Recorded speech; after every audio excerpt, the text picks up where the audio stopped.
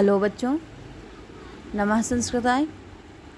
आइए आप सभी का संस्कृत पाठशाला चैनल पर हार्दिक स्वागत है। बच्चों, आप इस समय पढ़ रहे हैं संस्कृत की कक्षा 10 की हिंदी की संस्कृत में से रूप, हिंदी की संस्कृत में से शब्द रूप।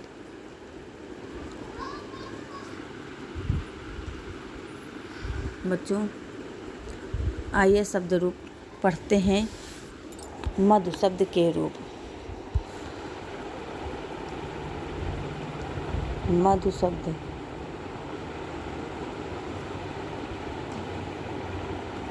के रूप। मधु शब्द के रूप। तो बच्चों, यह मधु शब्द हमारा नपुंसक लिंग उकारांत है।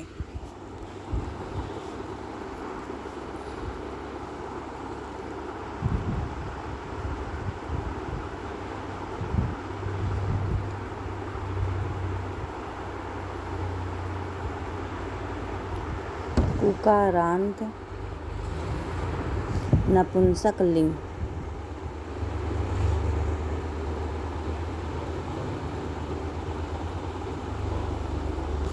उकारांत नपुंसक लिंग है। इसका उच्चारण करें। याद करने का तरीका बच्चों यही रहेगा। नपुंसक लिंग का पहले एक वचन और द्विवचन पढ़ लेते हैं कि आपने पहले ही जानकारी प्राप्त कर ली है कि एक वचन और द्विवचन, प्रथमा विभक्ति और द्वितीय विभक्ति का एक वचन, द्विवचन, बहुवचन तीनों लिंगों का रूप समान रहता है। कैसे? मधु मधुनी मधुनि मधु मधुनी मधुनि मधुना मधुने। मतलब मधु मधुनी मधुनि एक वचन, द्विवचन, बहुवचन, प्रथमा विभक्ति। मधु मधुनी मधुनि एक वचन, द्विवचन, बहुवचन, द्वितीय विभक्ति के तीनों लिंगों के रूप। तो आप कैसे पढ़ेंगे?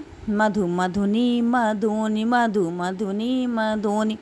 अब पढ़ेंगे तृतीया, चतुर्थी, पंचमी, षष्ठी, सप्तमी संबोधन का एक वचन। तो मधु मधुनी मधुनि मधु मधुनी मधुन। मधुना मधुने मधुना मधुना मधुनि मधु मधुना मधुना मधुनि मधु।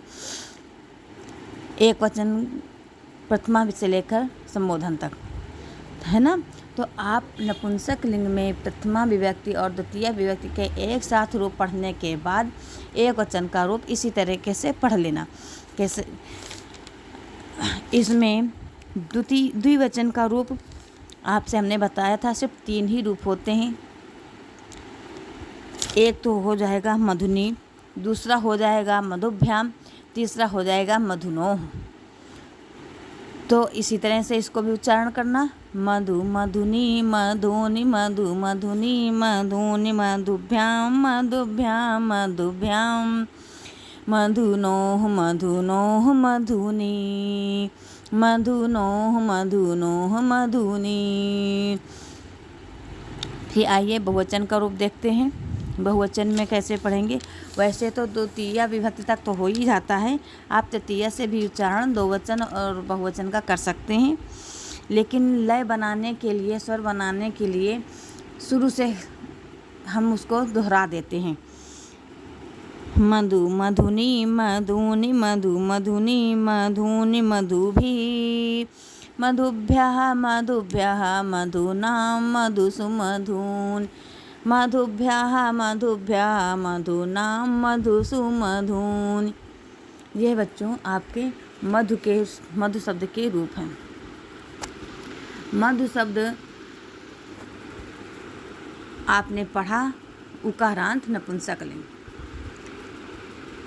उकारांत नपुंसक लिंग में अश्रु, जानु, अम्बु, वसु, वस्तु, सानु, तालु इत्यादि नपुंसक लिंग के सभी उकारांत रूप इसी प्रकार से बनते हैं। आइए इसमें से हम अश्रु के रूप बनाकर दिखाते हैं। अश्रु, अश्रुनि, अश्रूनि, अश्रु, अश्रुनि, अश्रूनि, अश्रु, अश्रुनि, अश्रूनि प्रथमा और द्वितीया के तीनों लिंग। अश्रु अश्रुनी अश्रूनि अश्रु अश्रुनी अश्रूनि अश्रुना अश्रुने अश्रुना श्रु है मतलब बोलने में सु नहीं है, श्रु जैसे श्रु लिखा जाता है। तो अश्रुना अश्रुने अश्रुनः अश्रुनः अश्रुनि अश्रु अश्रुनः अश्रुनः अश्रुनि अश्रु। फिर द्वितीया विभक्त दो वचन में अश्रुनी अश्रुनी अश्रुनुभ्याम अश्रुनुभ्याम अश्रुभ्याम अश्रुनोः अश्रुनोः अश्रुनि अश्रुनोः अश्रुनोः अश्रुनि। फिर बहुवचन में अश्रुनि अश्रुनि अश्रुभिः अश्रुनि अश्रुनि अश्रुभिः अश्रुभ्यः अश्रुभ्यः अश्रूणाम् अश्रुसु अश्रुनि अश्रुसु अश्रुनि। इसी प्रकार से बच्चों आप अपनी पुस्तक से अपनी कॉपी पर सभी प्रकार के रूप बना लेना। एक ही समान के रूप होने से आपको ये फ़ायदा रहता है कि आपको जल्दी समझ में आ जाएगा। उसी उकारांत नपुंसक लिंग के सारे रूप आप एक ही साथ बना सकते हैं। जब बनाने में आप वही मात्रा वही पुरुष और विभक्ति में आप वही रूप लिखेंगे हर प्रकार के, तो आपके दिमाग में बात बैठ जाएगी। फिर जो परीक्षाओं में एग्ज़ाम में आपके आता है कि पंचमी विभक्ति एक वचन का रूप लिखिए, आपने मधु का याद किया और पूछ लिया गया वसु का, तो मधु से आपने मधु ना पढ़ा तो वस्तु से वस्तु ना हो जाएगा, तालु से तालु ना हो जाएगा, अम्बु से अम्बु ना हो जाएगा, तो अम्बु ना वही चीज़ है। तो इसमें आपको इस प्रकार से इस ट्रिक से पढ़ना है कि एक रूप आपने जैसे पढ़ा उसी के हिसाब से बहुत सारे रूप होते हैं, लेकिन ना ज़्यादा तो आपकी पुस्तक में जो उदाहरण से दिए गए हैं, जो टिप्पणी में मेन दिया गया है, इन सभी का रूप आप अपनी कॉपी पर बना सकते हैं। आइए अब नदी शब्द इकारांत स्त्रीलिंग का रूप पढ़ते हैं। नदी शब्द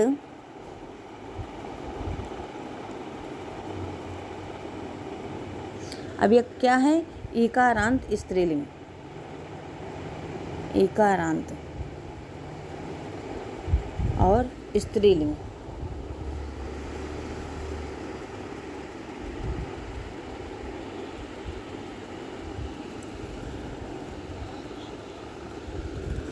नदी नदीं नद्या नद्यै नदी नदीं नद्या नद्यै नद्यैः नद्याः नद्याः नद्यां नदी नद्याः नद्याः नद्यां नदी।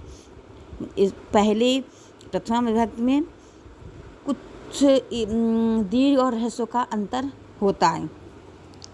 इसमें प्रथमा विभक्ति एक वचन में देखो नदी होता है, आपने मत में मति ही पढ़ा था और उसमें मते पढ़ा था, फलम पढ़ा था उसमें फल पढ़ा था, मधु में आपने प्रथमा विभक्ति में मधु पढ़ा और संबोधन में दो रूप पढ़े, मधु और मधु दोनों। तो इसी प्रकार नदी एक वचन में बड़ी ई है और संबोधन में छोटी ई है, जिसको हम दीर्घ और ह्रस्व बोलते हैं। तो उस उच्चारण उसी हिसाब से आप करना। नदी नदीं नद्या नद्यै नदी नदीं नद्या नद्यै नद्याः नद्याः नद्यां नदी नद्याः नद्याः नद्यां नदी नद्याः नद्याः नद्यां नदी नद्याः नद्याः नद्यां नदी। द्विविभक्ति द्विवचन में आपको तीन ही रूप पढ़ना है। नद्यौ नदीभ्यां नद्योः, नद्यौ नदीभ्यां नद्योः। तो नद्यौ नद्यौ नदीभ्यां नदीभ्यां नदीभ्यां नद्योः नद्योः नद्यौ। बहुवचन में नद्यः नदी नदीभिः नदीभ्यः नदीभ्यः नदीनां नदीषु हे नद्यः। नद्यः नदी नदीभिः नदीभ्यः नद्यः नदीः नदीभिः नदीभ्यः नद्यः नदीः नदीभिः नदीभ्यः नदीभ्यः नदीनां नदीषु नद्यः नदीभ्यः नदीनां नदीषु नद्यः। इसी प्रकार से बच्चों और जो रूप हैं स्त्री, पृथ्वी, गौरी, सावित्री, लक्ष्मी, जानकी आदि जिसमें ईकारांत स्त्रीलिंग हो, जिस नाम पर आपका जो भी नाम हो, यदि आपका सावित्री नाम है तो आप क्या करेंगी, लक्ष्मी नाम है, ईकारांत स्त्रीलिंग है, तो आप अपना भी रूप इसी तरीके से बना सकती हैं। ईकारांत स्त्रीलिंग के सारे रूप इसी तरह से बनेंगे। अब जैसे गौरी, गौरी भी नाम होता है ना, हम गौरी का रूप बना के दिखा रहे हैं। गौरी गौरीम गौर्या गौरे गौर्या गौर्या गौर्याम गौरी, गौरी गौरीम गौर्या गौरे गौर्या गौर्या गौर्याम गौरी, गौर्यौ गौर्यौ गौरीभ्याम गौरीभ्याम गौरीभ्याम गौर्योः गौर्योः हे गौर्यौ, गौर्यौ गौर्यौ गौरीभ्याम गौरीभ्याम गौरीभ्याम गौर्योः गौर्योः हे गौर्यो। फिर गौर्यः गौरी गौरीभि गौरीभ्यः गौरीभ्यः गौरीनाम गौरीसु हे गौरः। रा में जैसे इसमें दा में या जुड़ा है, ऐसे आपको रा में या जोड़ना है, तो ये वाला गौर्या तो रा ऊपर जाएगा, ठीक है ना। इसी प्रकार से सावित्री, लक्ष्मी, जानकी, जानकी जानकी जानक्याः जानक्याः जानक्याम जानकी, जानकी जानकीं जानक्याः जानकैः जानक्याः जानक्याः जानक्याम जानकी। फिर जानक्यौ जानक्यौ जानकीभ्याम जानकीभ्याम जानकीभ्याम जानक्योः जानक्योः हे जानक्यौ।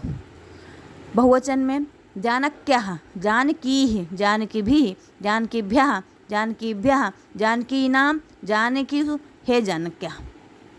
इसी प्रकार से आप अपने कॉपी पर यह रूप ज़रूर बना लेना। बच्चों, हमने पहले भी आपसे बताया था, रूप हो या संस्कृत की कोई भी व्याकरण की टिप्पणी समझ में ना आ रही हो, वो कठिन आपको तब तक लगती है जब तक आपको समझ में नहीं आता, और समझ में ना आने तक कठिन लगना स्वाभाविक है। फिर वो चाहे संस्कृत हो या अंग्रेजी, गणित हो या विज्ञान। तो आप लोग घबराइए मत, सिर्फ पढ़ते जाइए और विश्वास रखिए, लेकिन चीटिंग मत करना, धोखा मत देना। किसको? हमें नहीं, अपने आप को। आप अपनी पुस्तक से अपनी कॉपी पर ये सभी रूप बनाने की कोशिश करें। जिस विभक्ति का जो रूप ना बन पा रहा हो, आप पूछ सकते हैं, पुनः वीडियो को ओपन करके देख सकते हैं, और आप पूरी सहायता के साथ इसको बनाइए। आपको बहुत ही सरल लगेगा। आपके शब्द रूपों में से संज्ञा शब्द के रूप आपके कंप्लीट हो गए। सर्वनाम शब्द के रूप हो सकता है कल ही चारों पढ़ा दें, क्योंकि सर्वनाम में संबोधन नहीं होता, और सर्वनाम के रूप भी बहुत इम्पॉर्टेंट होते हैं। इम्पॉर्टेंट तो सभी चीज़ है, लेकिन आपको कठिन ना लगे, इस प्रकार से हम ये और छोटे छोटे से इसीलिए वीडियो बना रहे हैं। ज़्यादा आधा घंटा का पढ़ाते तो एक ही दिन में हो जाता। तो जो आप घबराइए नहीं, मेहनत करिए, कर्तव्य करिए, कर्म करिए, लेकिन आपको फल की प्राप्ति अवश्य होगी। आपको यह सरल लगेगा। आप पढ़िए, लिखिए तो सही, होमवर्क तो करिए। इतना ही करने से आपको सब कुछ समझ में आ जाएगा। तो बच्चों, अब हम अपनी वाणी को यहीं विराम देते हैं। सभी बच्चों को नमः संस्कृताय। जय माता दी, जय हिंद, जय भारत।